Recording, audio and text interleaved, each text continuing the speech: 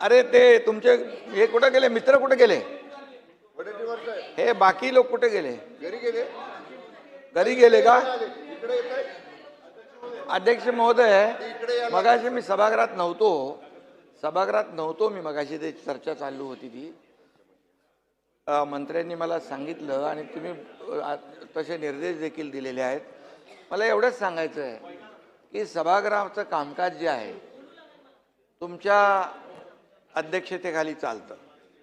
आज मी त्यांना सांगू इच्छितो की काल जो एक जोर का झटका धीरे से लगा है, त्यामुळे त्यांचं मानसिक संतुलन बिघडलेलं आहे. आणि दुसरी गोष्ट, मानसिक संतुलन बिघडलंय आणि त्यामुळे आता आणखी झटके लागणार आहेत. अध्यक्ष महोदय, तुम्ही सभागृहाचं कामकाज नियमानुसार चालवता आणि आजपर्यंत तुम्ही दिलेले निर्देश आणि तुमच्या अध्यक्षतेखाली या सगळ्या विरोधी पक्षाला देखील त्यांचे मांडण्यासाठी, प्रश्न मांडण्यासाठी जो काही वेळ देता तो आतापर्यंत कधी विजय भाऊ दिला होता का? आणि दुसरी गोष्ट, राज्यमंत्री असतात, एखाद्या प्रश्नाला, एखाद्या लक्षवेधीला अतिशय व्यवस्थित न्याय मिळाला पाहिजे, म्हणून तुम्ही हे जे काय कामाचं वाटप तुमच्या अध्यक्षतेखाली झालेलं आहे आणि ज्या ज्या वेळेस राज्यमंत्री जेव्हा प्रश्नाचं उत्तर द्यायला कधी त्याच्याकडून अधिक कमी जादा माहिती मिळते त्यावेळेस स्वतः मंत्री असतात, मी स्वतः येतो, मुख्यमंत्री स्वतः येऊन उत्तर देतात आणि त्यामुळे हे कलेक्टिव्ह आमची रिस्पॉन्सिबिलिटी आहे, जबाबदारी आहे. त्यामुळे काय आहे, आता काय झालंय, त्यांच्याकडे मुद्दे नाही आहे, ते डेस्परेट झालेले आहेत, फ्रस्ट्रेट झालेले आहेत आणि आता त्यांचं मानसिक संतुलन बिघडलेलं आहे.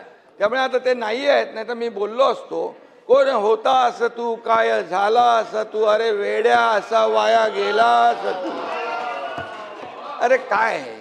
त्यामुळे अध्यक्ष महोदय, त्यांना जे जे काही प्रश्नांचे उत्तर पाहिजे त्यासाठी सभागृहात थांबले पाहिजेत आणि म्हणून प्रत्येक प्रश्नाचं उत्तर द्यायला सरकार समर्थ आहे. बिलकुल आम्ही समर्थ आहोत. प्रश्न मांडण्याची जबाबदारी जी आहे ती त्यांनी पार पाडली पाहिजे. नुसतं स्टंटगिरी करून येऊन इथे काहीतरी बडबड करून जायचं आणि सभागृहाचा वेळ वाया घालवायचा.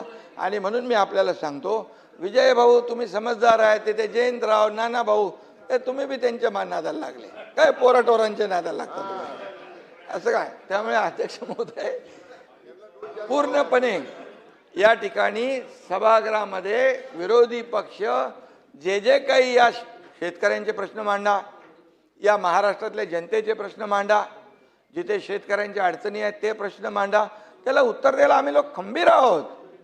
सरकार खंबीर आहे. प्रत्येक याला पैसे शेतकऱ्यांना आतापर्यंत, नाना भाऊ, आतापर्यंतच्या इतिहासामध्ये, मी 2.5 वर्ष मुख्यमंत्री होतो, आता देवेंद्रजी काम करता, आतापर्यंतच्या इतिहासात 45,000 कोटी रुपये शेतकऱ्यांना देण्याचं काम केलंय. 15,000 रुपये नुकसान भरपाई. त्यानंतर तुम्हाला सांगतो, पहिलं तुमच्या काळामध्ये NDRFच्या निकषाने पैसे देत होते, आम्ही NDRFच्या दुप्पट केलं, 2 हेक्टरचं 3 हेक्टर केलं. सततच्या पावसाचं नुकसान मिळत नव्हतं ते दिलं. अरे बाबा, गोगलगाईनी केलेलं नुकसान पण मिळत नव्हतं तेही चालू केलं आम्ही. 6,000 रुपये प्रधानमंत्री मोदीजी देतात, 6,000 आपण चालू केले महायुती सरकारने, हे लक्षात ठेवा ना तुम्ही. आणि त्यामुळे काही पैसे नाही दिले, काहीतरी शेतकऱ्यांवर अन्याय केला, हे खोटं नाटक चालणार नाही. महाराष्ट्रातल्या जनतेने दाखवून दिलेलं आहे, जागा तुमची, तुम्हाला बोलत नाही, जागा दाखवून दिलेली आहे. आता ही एकदम अशी होत चालली आहे, अगदी इकडे आता इकडे बाहेर पडतील तिकडे. आणि त्यामुळे मी आपल्याला सांगतो, अध्यक्ष महोदयांचा निर्णय अंतिम असतो. अध्यक्ष महोदयांचा निर्णय चुकीचा, अरे तुम्हाला काय बोलायचा अधिकार आहे? अध्यक्ष महोदय, म्हणजे नियमाने हे सभागृह चालतं, हे सभागृह सार्वभौम आहे, याचं पावित्र्य राखणं आपलं काम आहे. त्यामुळे आम्ही सगळे काय सर्व 19 ते 22 काय होतं तुम्ही लक्षात, तुम्ही होते ना जयंतराव, 19 ते 22 काय परिस्थिती होती, उत्तर द्यायला कोण सांगायचं? सांगायचे उद्धव. अरे बाबा सभागृहात तरी बसायची का लोक? सभागृहात तरी बसायचे का? अरे म्हणून मी सांगतो जरा थोडं मागे वळून बघावं, आत्मपरीक्षण करावं आणि आत्मचिंतन करावं. जो जो जो जो शीशे के घर में रहते और दूसरे के घर पे पत्थर नहीं फेंका करते. त्याला समजून सांगा जयंतराव समझ के लेने दो, नहीं तो पूरे पाटील साहेब. अरे